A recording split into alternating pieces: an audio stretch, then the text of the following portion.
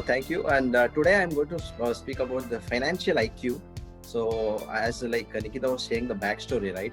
So, I would like, before knowing about the financial IQ, I would like to take you a little back about the history of taxes and the power of corporations. Okay, from this book, Rich Dad Poor Dad. So, I must say it's a situational topic because we had a budget very recently, right? So, I think if you have read that book from Robert Kiyosaki about the power of taxes, he says like in 18th century we didn't have any taxes. There was no tax system, right? But it was there only when there was war and they had to fund the war, right? So afterwards, after the 18th century, slowly we have heard this story, right? Robin Hood. Robin Hood. What does Robin Hood do? He takes all the money from the rich and gives it to the poor. Correct. So using this logic in mind, right, the government actually implemented taxes on the rich people. Okay, because it took the majority of the voting from the middle class and poor, saying we'll punish the rich and take the tax by taking the tax. So everybody voted, and that's how taxes came into picture, right? But slowly, like once the government started getting money from these people, so this money has to be spent appropriately from the in the government bureaucrats, right? And money also was good flowing in. So it slowly came down to the middle class as well, and it actually trickled down from there also, right? So the rich actually saw an opportunity here. Okay, so how to save taxes, right? So you have heard of this sailing ship, right? That's where the power of corporations came into picture. So there is a ship, okay? It's on a voyage, and let's take the rich, right? They are investing money on this voyage, and for all the crew members also. Let's say they are going for some treasure, right? Or to find for treasures.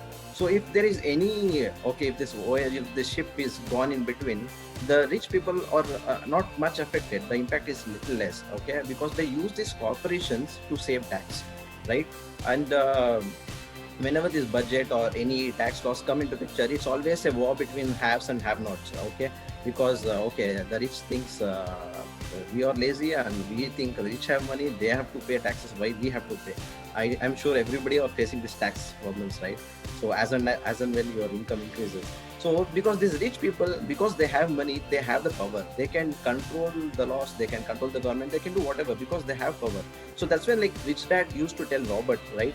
You have to make money work for you. Then only you can have that power, and you can control the power. At the same time, the educated dad used to tell Robert, okay, why don't you study well?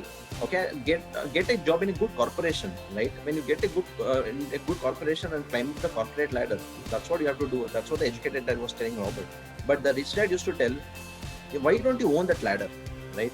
So owning that ladder means owning that corporation. Okay, so that is the power of corporation, what it can do.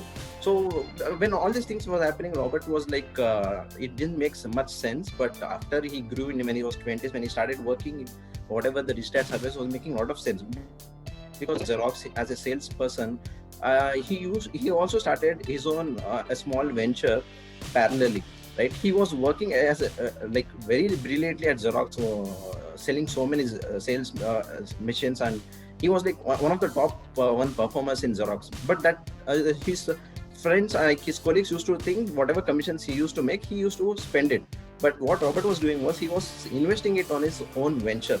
Okay, that's what made him like in within 3 years of time, he was making more money from his venture than his job, and that's how he was able to use the corporation, right? So this coming now to the actual point, financial IQ, what Robert tells, right? You need to have four things. Okay, you need to learn four things. What are those four things? First is accounting.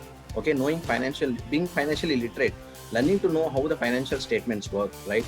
That is more of the left part of the brain. Second thing is investing. Okay, how to you need to know the science of money, making money, rather than we working for money, right? That is the right side of the brain. It's a creative part of the brain. Third thing is understanding markets. Okay, supply, demand, we know that, right? And fourth thing is understanding the law.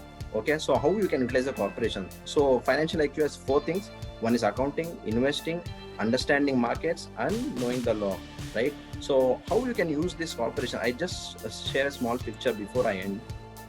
I hope you are able to see this. So this is the corporation income statement, this is a personal income statement, this is a personal balance sheet, right? So you can see how the assets are flowing through the income and towards your through the corporation, and how expenses are going, right? Okay, so if you want to know more about this, probably you can read this. how you can save taxes through this power of corporation. It's a big one, and there's a lot of thin lines to understand. So I had to ask a lot of doubts with Kiran and other financial coaches we have at PIM to understand. So because it's not so easy to apply directly, right? There's a chance of making mistake. It's when it's with money. So to understand that picture, go through this book. This chapter and lesson.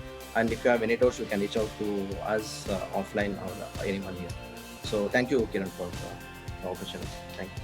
Amazing, Karthik. Thank you so much for sharing. I think this is the most important topic to share. So